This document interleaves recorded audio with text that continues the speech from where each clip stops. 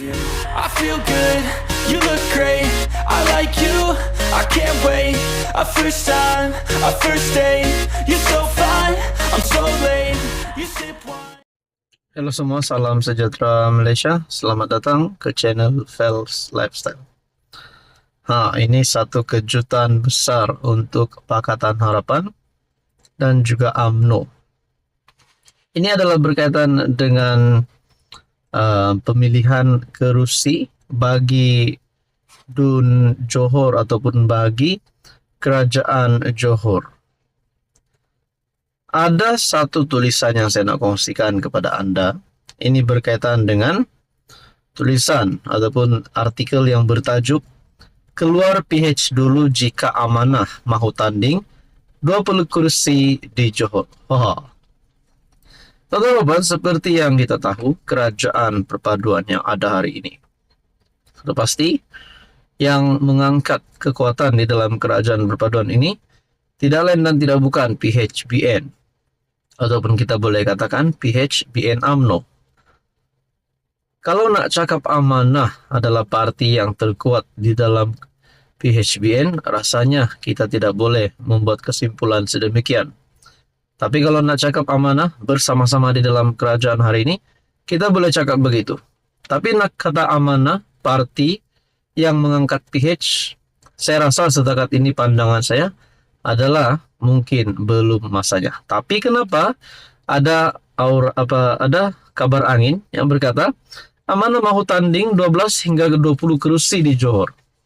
Adakah dengan ini 12 hingga 20 kerusi di Johor itu secara langsung akan jawabannya adalah kekalahan kepada kerajaan PHBN kalau benar amanah akan mengambil 12 hingga 20 kursi ini? Selepas bikin gempak mahu meletakkan calon pada PRK Dun Mahkota sebelum ini, dan walaupun ia tidak menjadi kenyataan, kini parti itu sekali lagi coba melakukan satu gempakan yang hampir serupa. Kali ini Amanah Johor mengatakan mereka mahu bertanding 12 hingga 20 kursi Dun pada PRN Johor yang akan datang. Alasan yang diberi kerana tidak bersetuju dengan kepimpinan BN yang langsung tidak ada kemahuan untuk membentuk kerajaan perpaduan di negeri itu selepas berakhir PRK Dun Mahkota. Aduh, apa ini amanah? Soal Syabudin. Tak usahlah, tak habis-habis nak bikin gempak yang tidak mungkin menjadi kenyataan. Sedarlah bahawa selagi PH kerjasama dengan UMNO BN, tak usahlah amanah mahu lebih-lebih mahu bikin gempak menuntut itu dan ini. Presiden Amanah Muhammad Sabu pun tentu saja lebih cenderung untuk mengagalkan kerjasama dalam kerajaan perpaduan berbanding mendengar tuntutan Amanah Johor itu. Lihatlah ketika parti itu beria-ia mahu bertanding di Dun Mahkota, apa jadi akhirnya? Pada PRN 2022 Johor, UMNO menang 40 daripada 56 kursi, dengan PH terdiri daripada DAP menang 10 kursi, PKR dan Amanah masing-masing menang 1 kursi.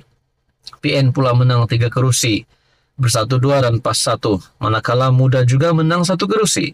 Berdasarkan keputusan PRN, kerusi mana Amanah mahu bertanding dalam jumlah antara 12 hingga 20 kerusi itu. Teman-teman, kalau benarlah Amanah bertanding di dalam jumlah 12 hingga 20 kerusi itu, rasanya berapa yang Amanah boleh menang dan berapa yang Amanah boleh kalah? Apa komen Anda? Halo semua, salam sejahtera Malaysia, tuan-tuan dan puan-puan. Saudara-saudara, selamat datang ke channel Fels Lifestyle. Baru-baru ini kita dikejutkan dengan berita di mana ada pemimpin yang mempunyai duit ataupun penemuan RM94 juta di kediaman bekas menteri.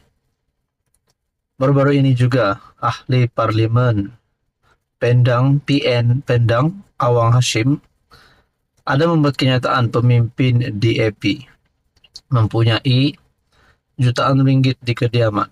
Akhirnya Raya dalam satu kenyataan mungkin marah kepada pemimpin PN itu. Namun sejauh mana berita ini sahih?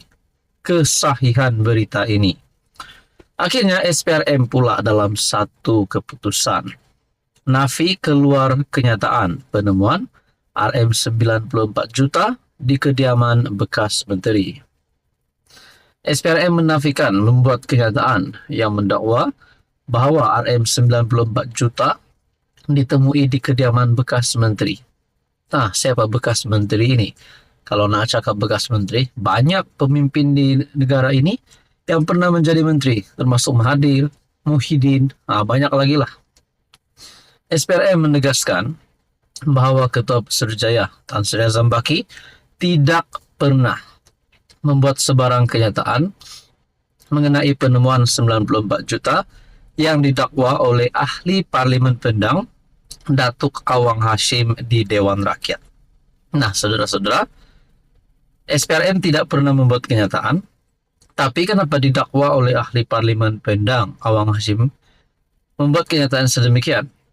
Adakah dengan ini PN Pendang ini akan digantung, dipecat terus, ataupun mungkin terus ditendang keluar daripada PN ataupun parti mana-mana parti yang beliau ada hari ini?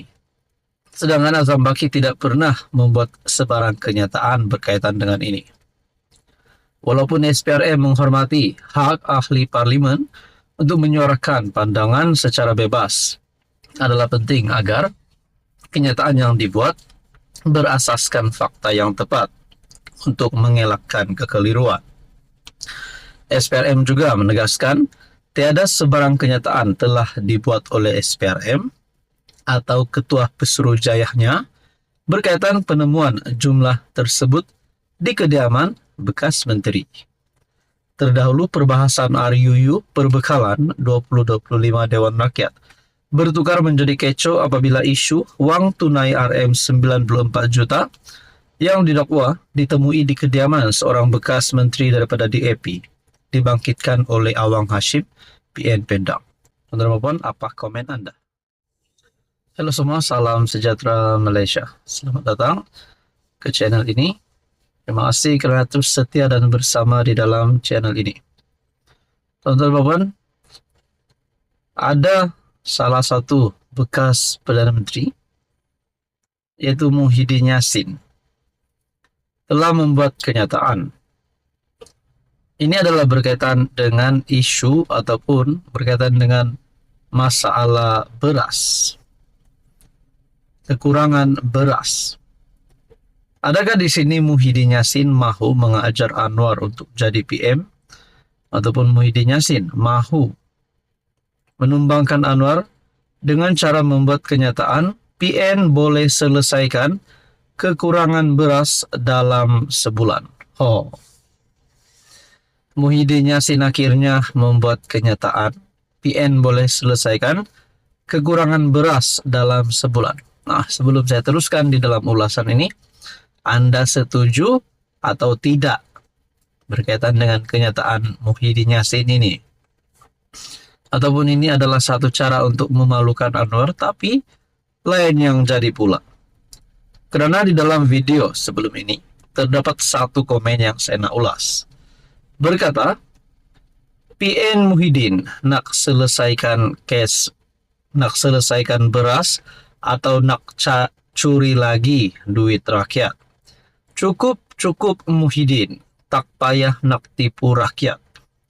Kalau Muhyiddin sokong kerajaan, pasal kes mahkamah, dia macam mana?